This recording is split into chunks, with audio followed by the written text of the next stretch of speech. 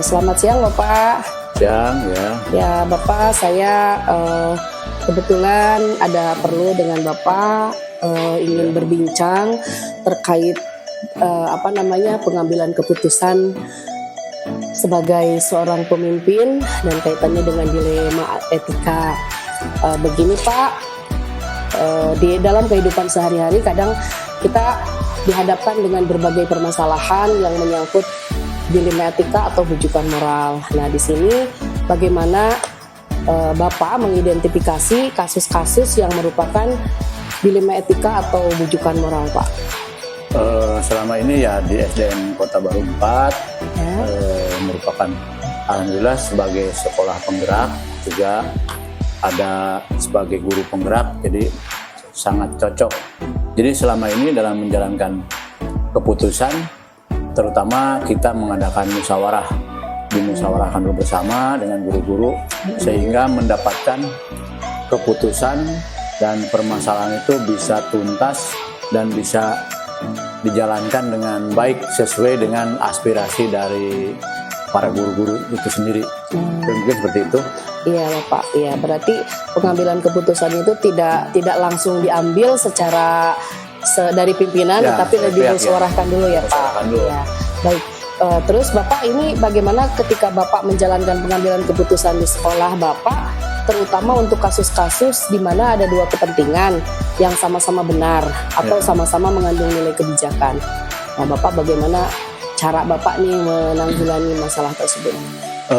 Di sini ya kalau ada permasalahan kita identifikasi dulu masalahnya, bagaimana pentingnya itu di mana, dan kita biasa melaksanakan yang lebih utama dulu. Jadi mengutamakan kepentingan yang lebih besar dan terjadi saat ini yang akan dilaksanakan lebih dahulu. Jadi mengutamakan permasalahan itu yang paling penting dalam kasus yang muncul di sekolah kita. Jadi dilihat dari urgenitasnya itu mana yang lebih penting lagi, lebih urgent lagi, nah itu kita selesaikan lebih dahulu. Oh gitu Pak. Baik. Kemudian langkah-langkah atau prosedur yang bagaimana Pak yang biasa Bapak lakukan selama ini? Ya langkah-langkahnya ya seperti kita kalau intinya menginventarisir dulu permasalahannya itu apa, terus kepentingannya di mana.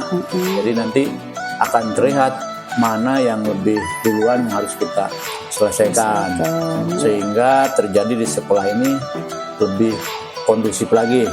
Ya, nah, bagaimana Pak ini untuk hal-hal apa saja yang selama ini Bapak anggap efektif dalam pengambilan keputusan pada kasus-kasus dilema etika? Jadi ya objektivitas itu yang kita kedepankan. Jadi selama ini apabila ada permasalahan itu akar masalahnya dicari dan akar penyelesaian juga kita sesuaikan. Jadi tidak hanya memilah-milah di mana posisi bermasalahnya di mana, nanti penyelesaian itu disesuaikan dengan secara objektif. Jadi sesuai dengan kebutuhan dan kepentingan yang ada di sekolah ini. Oh gitu. Supaya lebih kondusif lagi. Iya Pak. Kemudian apakah Bapak memiliki sebuah jadwal tertentu dalam sebuah penyelesaian kasus dilema etika Pak? Apakah Bapak langsung menyelesaikan di tempat atau dijadwalkan atau bagaimana? Kemudian bentuk prosedurnya seperti apa Pak? Kalau masalah mengambil keputusan itu ya sebenarnya tidak terjadwal karena kan disesuaikan dengan keadaan, dengan kebutuhan juga. Beda dengan kita pembinaan atau namanya supervisi. Nah, kalau supervisi terhadap guru-guru itu sudah dijadwalkan. Tapi untuk perbaikan ya kayak passing klinik apa seperti itu, kita mengadakan IHT segala macam ya itu sudah terjadwal. Tapi untuk perbaikan apabila ada masalah tidak ada jadwalnya karena itu sesuai dengan tadi urgensinya yang harus mana dulu yang kita harus selesaikan. Berarti jadi insidental ya Pak ya ketika ada kasus yang butuh diselesaikan secara cepat, ya, nah itu langsung diselesaikan. Iya Pak. Kemudian apakah ada seseorang atau faktor-faktor yang selama ini mempermudah atau membantu Bapak dalam pengambilan keputusan dalam kasus-kasus tersebut, Pak? Ya, karena tadi dari awal kita sudah dijelaskan kalau di sini itu dengan musyawarah. Berarti semua guru yang ada di sini itu berhak memberikan pandangannya, memberikan pendapatnya. Jadi semua guru itu membantu di mana letak masalah, nah kita selesaikan bersama sehingga permasalahan itu selesai dan pekerjaan kita lebih nyaman lagi. Ya, jadi masalah apapun selalu diselesaikan dengan berkolaborasi, guru-guru bermusyawarah ya Pak. Iya. Baik Bapak, pertanyaan terakhir, dari semua hal yang telah Bapak sampaikan tadi, pembelajaran apa nih yang kira-kira Bapak petik dari pengalaman Bapak dalam mengambil keputusan di ilmu etika? Ya, untuk dari awal sampai akhir, misalnya ada permasalahan, kita selesaikan secara musyawarah, dan ini merupakan hal yang sangat baik karena kalau dengan musyawarah, apapun masalahnya kita bisa ada nanti solusinya. Karena di sana musyawarahnya secara terbuka, jadi guru juga banyak pendapatnya, kita tampung, mencari solusi sampai selesai. Jadi apabila ada masalah, kita cari solusi untuk penyelesaiannya, dan untuk program kedepannya apabila ada kesalahan jangan sampai terulang lagi hal seperti ini, dan kita mulai dengan hal yang baru dan kerjasama yang diutamakan. Iya, baik Bapak.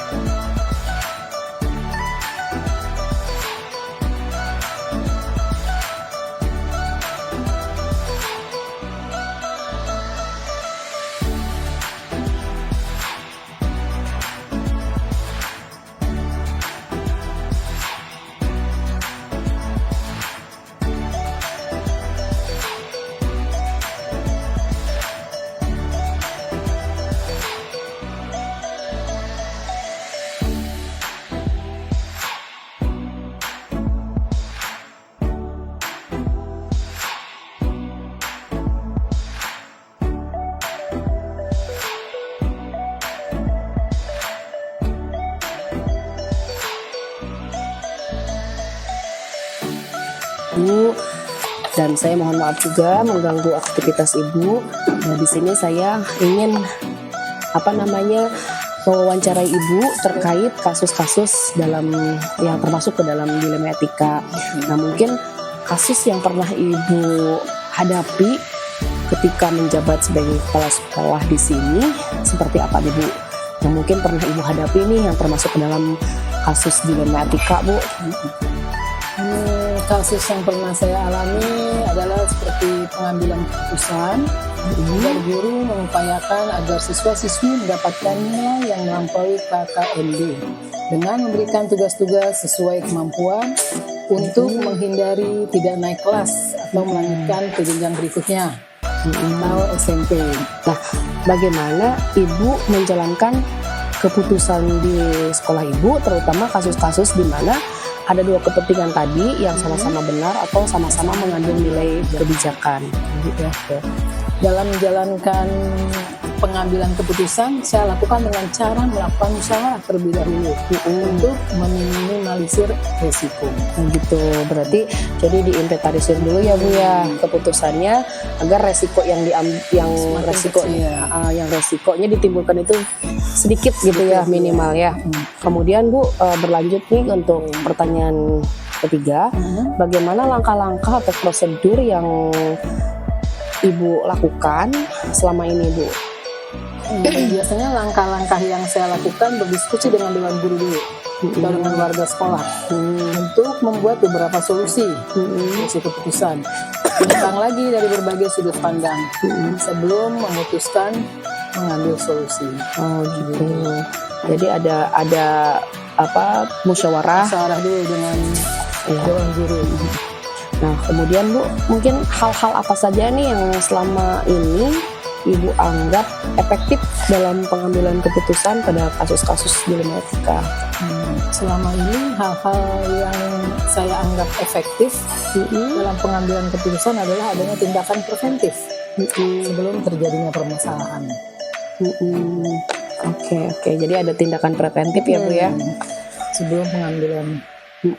Kemudian apakah Ibu memiliki jadwal tertentu Bu dalam penyelesaian kasus dilema etika ini, atau misalnya dengan secara langsung gitu menyelesaikan di tempatnya atau dijadwalkan terlebih dahulu?